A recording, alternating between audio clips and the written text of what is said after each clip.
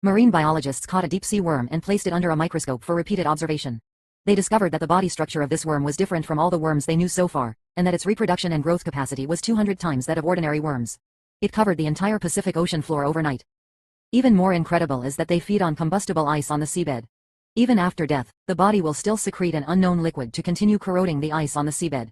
In order to find out what this worm is, the Institute of Biology sent a research vessel to the Pacific Ocean for in-depth research. However, when a researcher was recording a video diary, the computer screen suddenly began to flicker. The penguin doll on the desktop kept shaking its head, and then a large section of high-frequency sound waves suddenly appeared on the monitoring display.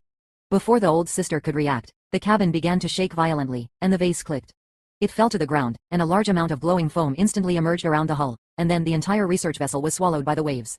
However, when colleagues at the institute watched the video of the shipwreck, everyone couldn't help but widen their eyes. They found that there seemed to be something flickering around the hull.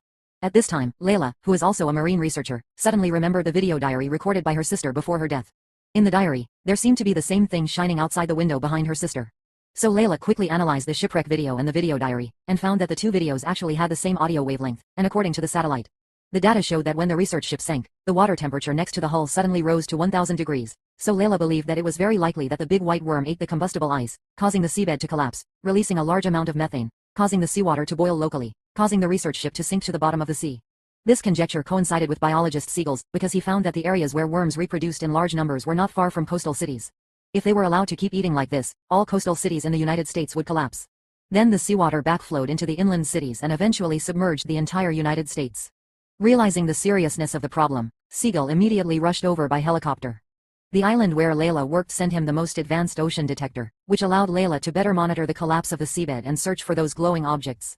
However, just as Siegel got on the helicopter and was about to leave the disaster center, he received a call. "You need to get your high ground. Now is a tsunami for hey, Sig, that tsunami is coming you away." At this time, Layla also found that the waves were not right, so she ran desperately towards the research station, because her boyfriend Siegel was in the research station and hurriedly chased after her and stopped Layla. Seeing that the wind was getting stronger and stronger, Reiner could only follow Siegel and run towards the helicopter, and boarded the helicopter just 1 second before the tsunami hit the shore. As the entire research station was submerged, Layla's boyfriend was also buried in the vast ocean. However, the tsunami did not retreat, and continued to rush towards the west coast of the United States at a speed of 200 miles per hour.